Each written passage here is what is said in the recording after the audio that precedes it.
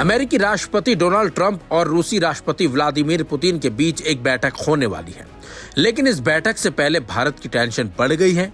न सिर्फ टेंशन बढ़ी बल्कि भारत पर एक बार फिर टैरिफ का बड़ा खतरा मंडराने लगा है।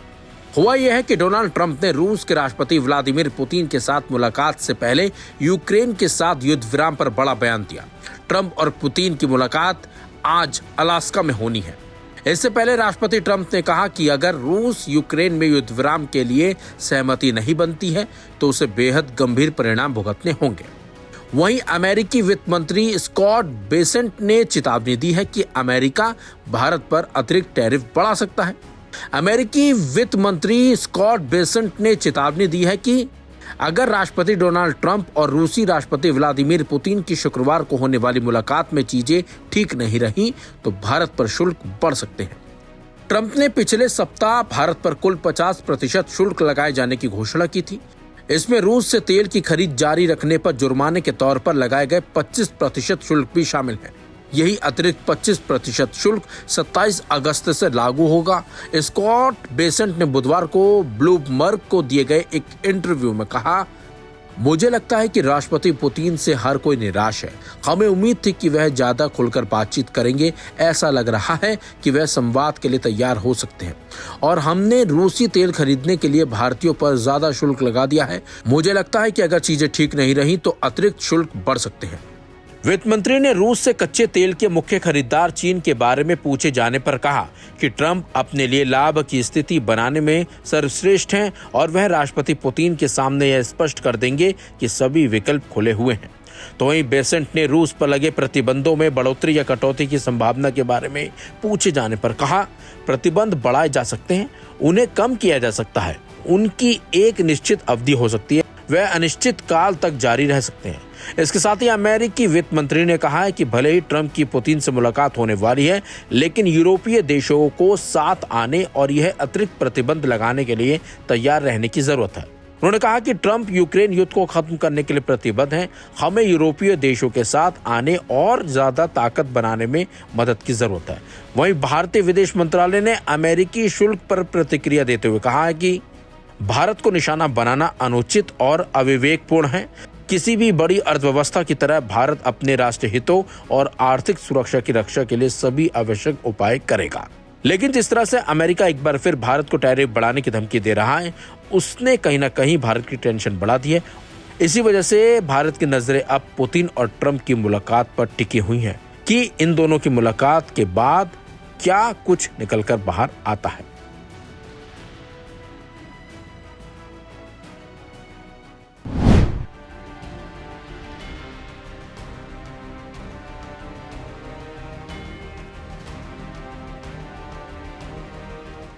गाजा में इजरायली सेना का नरसंहार जारी है। हमास को खत्म करने के नाम पर इजरायली सेना गाजा के निहत्थे लोगों को अपना निशाना बना रही है, मासूम बच्चों को मार रही है। इजरायली सेना के इन हमलों के चलते गाजा में हालात काफी बदतर हो चले हैं। लोगों को खाना नहीं मिल रहा, पीने के लिए पानी को तरस रहे हैं।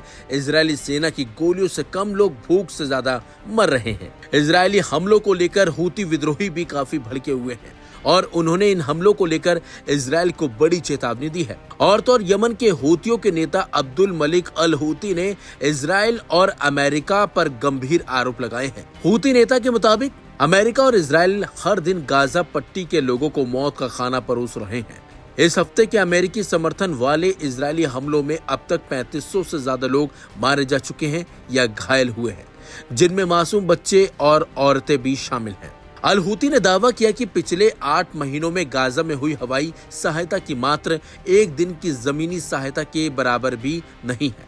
उन्होंने अरब और मुस्लिम देशों के साथ साथ आजाद विचार रखने वाले सभी लोगों से अपील की है कि वे इजरायल की विस्तारवादी नीतियों के खिलाफ एकजुट हों।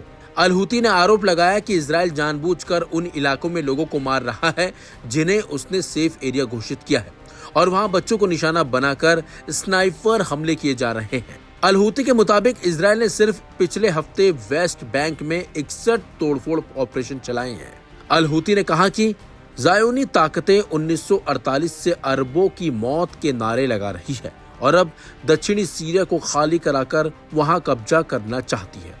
वहीं लेबनान पर निशाना साधते हुए नेता ने कहा, लेबनानी सरकार अमेरिकी इजरायली दबाव के आगे झुक रही है और यह देश से विश्वासघात है। हूती विद्रोही लगातार गाजा में फिलिस्तीनियों पर हो रहे नरसंहार के खिलाफ खड़े हैं। यहाँ तक कि लड़ाके संगठन ने रेड सी में इजरायली जहाजों को निशाना बनाया। इसके साथ ही वो हमेशा इजराइल पर मिसाइलों से हमले भी करता आया है। इसके साथ साथ अब्दुल मलिक अल हूती का कहना है कि अमेरिका और इजराइल द्वारा प्रचारित तथा कथित ग्रेटर इजराइल योजना का स्पष्ट उद्देश्य इस्लामी उम्मा को विभाजित और अपमानित करना है। उन्होंने गुरुवार को एक टेलीविजन भाषण में कहा था कि इजरायली प्रधानमंत्री बेंजामिन नेतन्याहू द्वारा पूरे इस्लाम उम्मा को निशाना बनाए जाने के बावजूद किसी भी अरब नेता ने उनका जवाब देने की हिम्मत नहीं की। यह चुप्पी और निष्क्रियता चिंताजनक है। फिलहाल जिस तरीके से हूतियों ने अब चेतावनी दी है, ऐसे साफ है कि हूती फिर इजराइल पर किसी बड़े हमले की चेतावनी और तैयारी कर रहे हैं।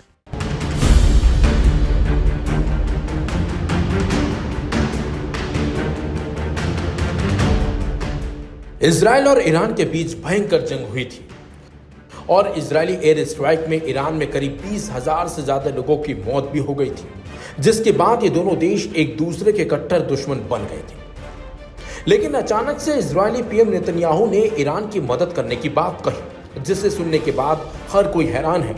किसी को ये समझ में नहीं आ रहा कि जिस देश ने ईरान पर हमला किया, वहां की जनता की जान ली थी, आखिर वो क्यों इस तरह से मदद करने की बात बोल रहा है।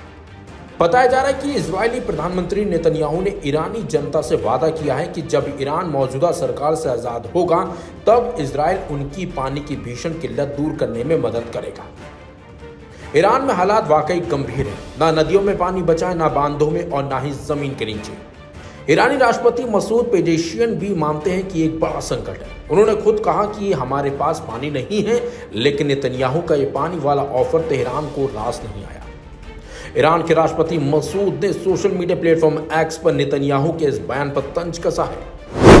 गाजा के लोगों से पानी और खाना छीनने वाला राज ईरान में पानी लाएगा, ये सिर्फ एक सपना है और कुछ नहीं। पहले गाजा के मासूम बच्चों की हालत देखो, जो भूख, प्यास और दवाइयों की कमी से जूझ रहे हैं, और फिर दूसरों के लिए झूठी हमदर्दी दिखाओ।